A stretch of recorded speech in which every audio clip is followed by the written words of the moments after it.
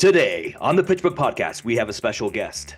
Dan Cockayne is pitching In the Heart of the Sea by Nathaniel Philbrick. Batter up!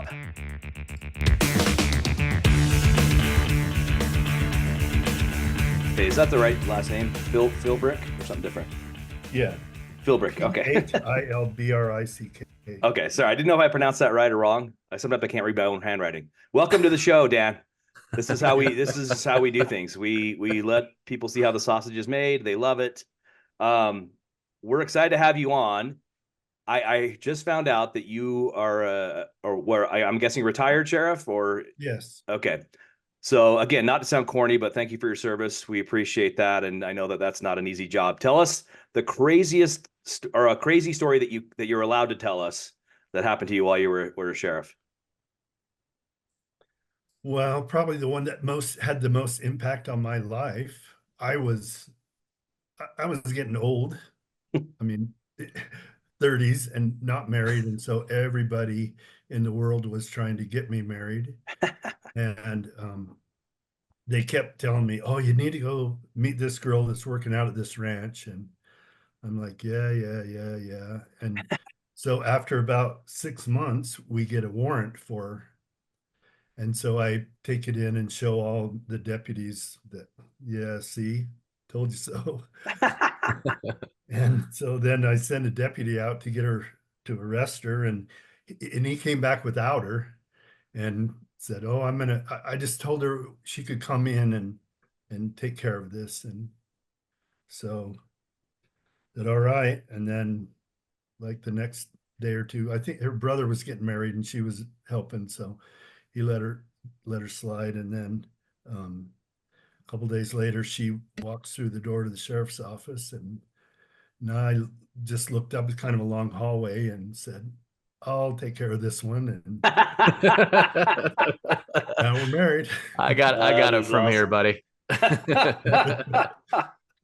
Oh, that's a great story. I was not expecting such a cool story. Well, thanks for sharing that. That's awesome.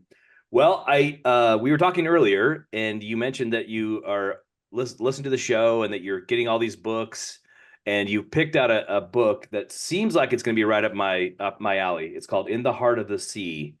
I'm assuming this is some sort of exploration story. Is it a true story? What tell us a little bit about how you found out about the book, or how you discovered it. Oh, that's a pretty good story too. So, I'm with my doctor, and we have this pact. We didn't cut blood or nothing, but we made this pact that we're going to be in better shape at 75 than we were at 55. And so we're talking about nutrition and eating good. And he mentions this book. It's about survival. And he was saying that the heavy guys like me and him actually did better in this survival, because the reason we get fat is because our metabolism is slower. And so when you're starving to death, you starve to death a little slower. So that's how I found the book. That's why I keep packing on the pounds. I just never know. We never know what's going to happen. In case you ever get in a wellboat. Yeah. That is probably the best case for obesity I've ever heard. Like, exactly. Just you slow metabolism. I will outlive all of you. Exactly. So it's a story of the Essex, which was a whale ship, and they left Nantucket in, I think it was like 1820 with 20 sailors, and they ended up when they would leave, they'd leave for several years and go and they go clear down around the Cape Horn and up into the Pacific Ocean to hunt whales. And it ended up they were about as far as you can be in about the middle of the Pacific Ocean, and a whale sunk their ship. Oh. It's a story that Moby Dick was written about. Huh. But, oh, interesting. I didn't realize that was based on a true story. I didn't either. Yeah. And so there was 20 of them. They ended up in their whaleboats and spent 93 days in the whaleboats, and ended up, I think 8 of them survived. So the whaleboats Are they like the safety boats or the secondary boats or something? No, that so what? it's a ship. It's a large ship, Uh-huh. 200 and something ton. So it's a big sail ship. Okay. And then they have these Smaller smaller boats. boats. When they find the whales, they launch these boats and they go and chase after the whales and harpoon Okay. them.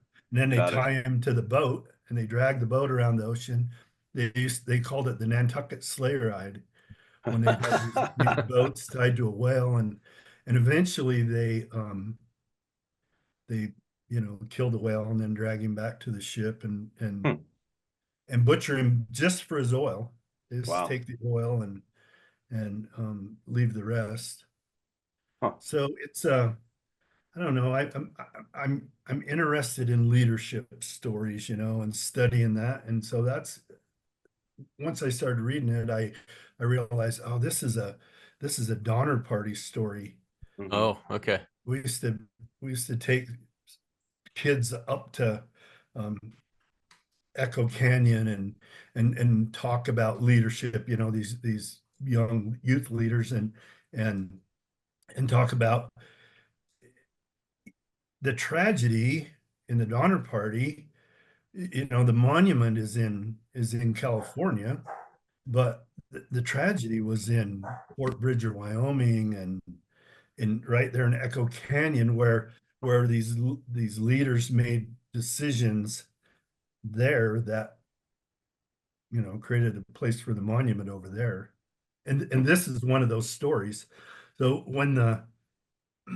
so they go and gather up just these um, green young kids that really aren't sailors. There's a few leaders on the boat, the captain and the first, some of these guys that have experience, but they go get these young green guys and they um, head out into the ocean for a couple of years and they're seasick and they're um, and they're scared and they're new and so just a couple days into this journey they have a blowdown. um, I I never experienced one, but I had a sailboat on the Great Salt Lake and I've been scared to death. And so that boat has a keel that holds it down in the water and then ballast big in these old ships, big boulders down deep in the hole. And they got into a storm and the captain didn't take the sails down soon enough and basically the wind blew the boat over. And when it did, it damaged their their whaleboats. Usually they had four, and one of them was just basically destroyed. So they're down to three, and they're damaged, and and the captain decided that it was time to go back to port and get everything fixed before they go. And basically his I don't know what you call them, middle managers.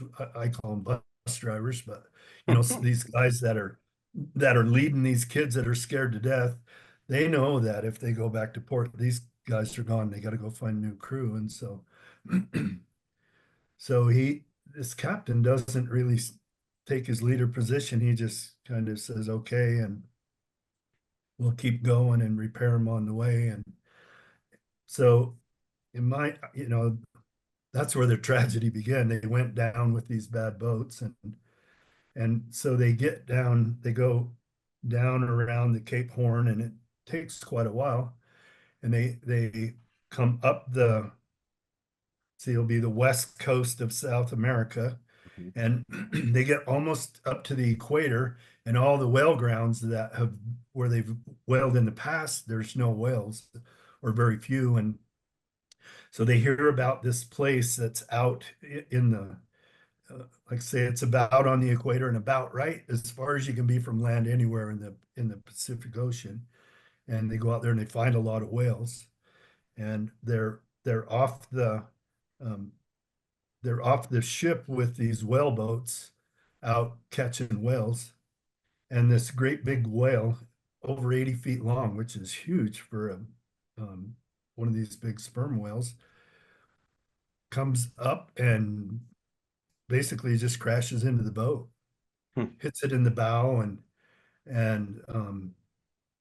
the I don't know what he's called, the first mate or the co-captain, whatever he is. He's on the whale ship because the captain of the ship is off, and he has a chance to spear this whale. They after they get him caught and wore out, when they come to the surface, they have this big lance they drive down through him to kill him, and he had a chance to do that, and this whale basically knocked himself out, Hmm. and he's right there. And but this guy made the decision not to throw the lance because he's afraid that he would aggravate him and he'd do more damage to the ship. And so he didn't.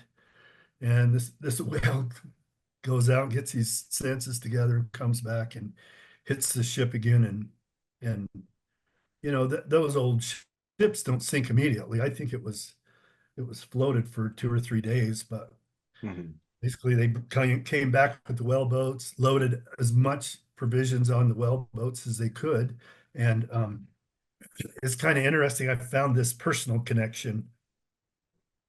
Um, this is what he said that he had. He said um,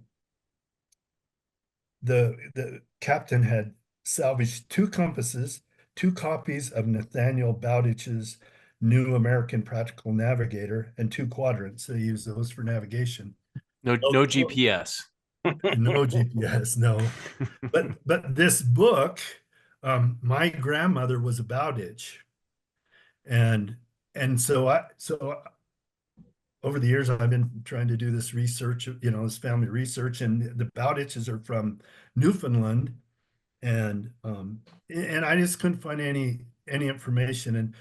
And one day my mother sends me this letter. She's not interested in genealogy, but she had written, or a cousin of hers had written from Newfoundland and told her that he had been doing some genealogy and found out that this famous author who had written this book on navigation that they call the Sailor's Bible, they still use it today, a lot of them, but he had written this book, and so I thought, oh, that's interesting.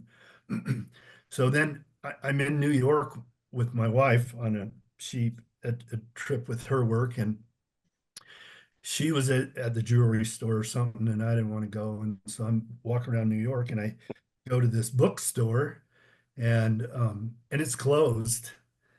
And so I'm walking away, and this guy comes to the door and said, hey, we're closed, but if you want to come in, I'm doing some stuff. So I went in, and it's mostly used books and old books, and I found that book on the shelf. Oh, no way. Yeah, and it's like, I don't know, like $300 or something.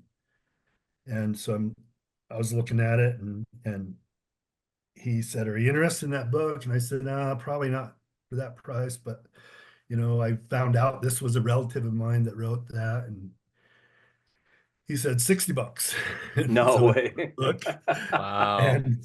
And I thought I'll send this to my mother, but I bring it home, and about the first 30 pages are all about this guy's genealogy and his family, and so So the real question is, who spent more, you at the bookstore or her at the jewelry store?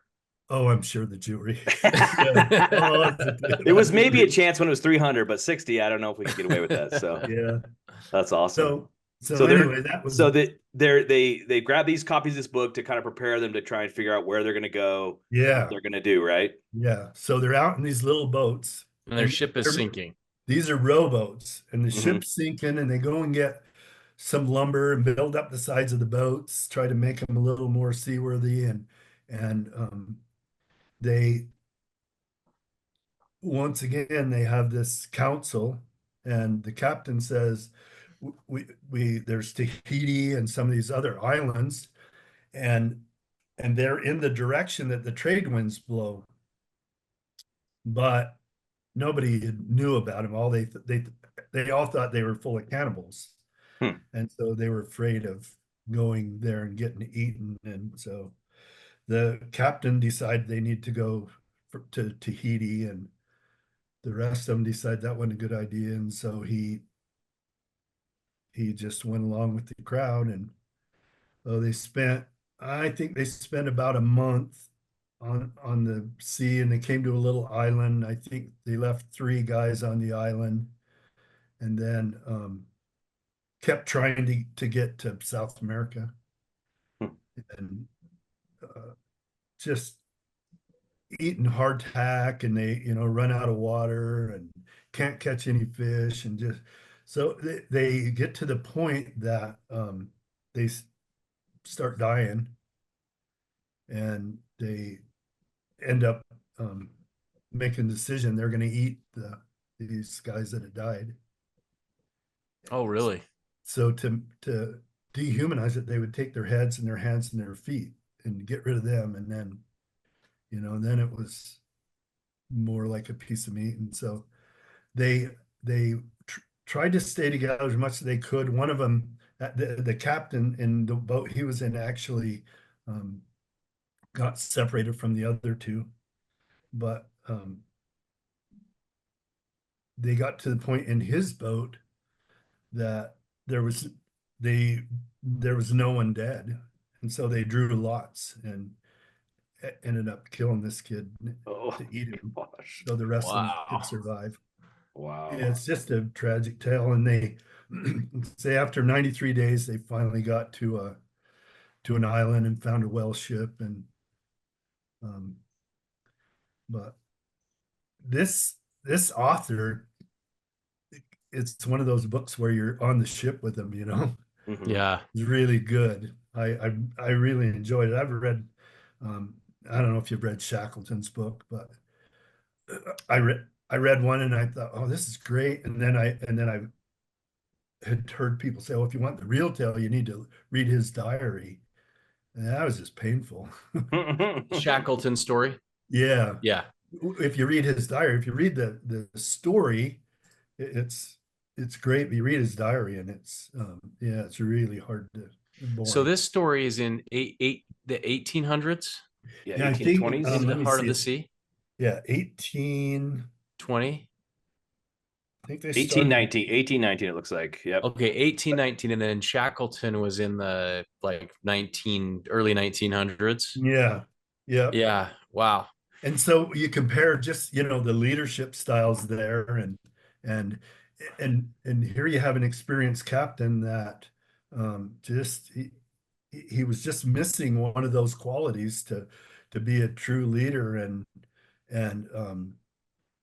they were not that. I mean, they're a long ways, but they had the prevailing winds and everything that would take them to Tahiti, and um, turns out So they weren't cannibals there. so he had the right instinct to go to Tahiti, Yep, but the group didn't want to go, yep. and so they ended up eating, I mean, cannibalizing. And Yeah. so when you're reading that, I mean, I don't know. These, I guess they just didn't have the technology back then, but I just look at these people and think, man, that is some wild adventure to get on this boat, go whaling. There's no redundancy or communication. Like, as far as the rest of the world knows, you're gone unless if you come back, maybe. And it would take a pretty stout personality to want to lead an expedition like that. Oh, yes. Oh, and so when they left, they just had all these barrels to fill with oil, and that's when the return ticket was, when the So what? barrels were full of oil. If it took a year or if it took 3 years. Yeah. And so they would stop and resupply, and they would catch sea turtles and get pigs and stuff. So they had food, and they had basically on those little boats, they had hardtack, which is just flour and water cooked until all the water's gone. So were there some leadership qualities that you thought were good? Like, you read this book and you were just mentioning how it's a book about leadership, or is it more how he failed to be a leader? I don't know if the purpose of him writing the book was that, but Okay. it was just, it was interesting. I mean, it's just something that I've been interested in and said, this is a good tale. Yeah. This had they had the fourth boat, with 20 people, you know, then you put 5 to a boat, and you're not as heavy, and you don't have, Mhm. I mean, they're it doesn't go into great detail, but these things are built with frame and shiplap, you know, boards on the outside, and they're out of the boat nailing pieces of sail over holes, and it's just a crazy adventure. But Awesome. So what would you rate the book? Sounds like you liked it quite a bit. yeah, I like it. The story is maybe a triple, but the author, the way he writes it, so you're there, is a home run for me. Yeah, Awesome.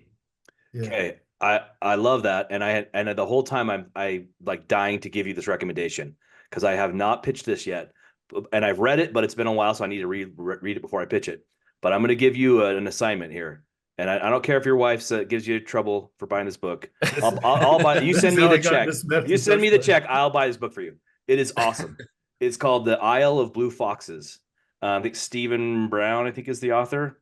And sorry, Island of Blue Foxes. And it is in 1725 to 1743. It's a Russian expedition, and it's them discovering Alaska. Oh, Um, you know what? and it's amazing. Have you read that before? No, but I read I went fishing in Alaska, Hmm. and this guy was telling me about this book about Baranoff, the story. Okay. And I don't know if this is the same story, but basically they sent him, and he lost his ship, and they um, This is probably the same book. Yeah. built a new one. And, Yep. and so same Hmm. thing. We Yep. went to Anchorage, waiting to go home, and walking down the road, and here's a bookstore, and going there and find it had been in an elementary school library. It had been out of print for years and years and years, Uh-huh. and I got that book, and yeah, it's So quite it a might be the story. same story, but maybe different book. But Yeah, yeah, it's about Bering, discovering the they're supposed to map the Arctic coast in Siberia. But anyway, they end up just kind of they're trying to find land over in what's now Alaska and Canada. Anyway, yeah, it's an awesome story, and then they get shipwrecked, and it's crazy. So you'd love it. Anyway, so yeah, I'm gonna reread that. We'll pitch it, but for all you, I right, think you should check that out. yeah, I'll So check it out. awesome. Put it on the bottom of my pile. There you go. Put it at the top of your pile. Recommendations from Matt are really good. Trust me. All Well, right. I got all these others that you I guys know, talked I about. know, I know. We've created a problem. I know. Tell your wife I'm sorry. So, all So right. this book Had is an like addiction is what your enablers. Yes, yes. totally, totally. It's a It's good only addiction, though. $9 on Amazon. Oh, So perfect. we'll post a link in the show notes. Yeah. See, that's to the other problem right there. we're gonna make it easier for everybody. Yeah, $9 on Amazon, and it's got all it's there was a movie in 2015 with some pretty You're first class you're actors. talking about In the Heart of the Sea again. In the Heart of the Sea. Yeah, I'm sorry, back to sorry. Okay, into the Heart okay, of the Sea. Yeah, yeah, yeah. okay. But now it's really interesting because Matt has this weird taste in books where it's adventure, old school 1800s, Mm-hmm. or it's 1980s British rock. There the twain shall meet. Yes. I I don't know what it is about exploration that it just fascinates me. It's really cool. So Well, and again, they're just isolated. They're out in the middle of nowhere and just trying to survive. That's a crazy story. And I did not realize that this was that Moby Dick, which I read with my oldest daughter, was based on a true. Now, Moby Dick doesn't end this way. Yeah, I've never read it.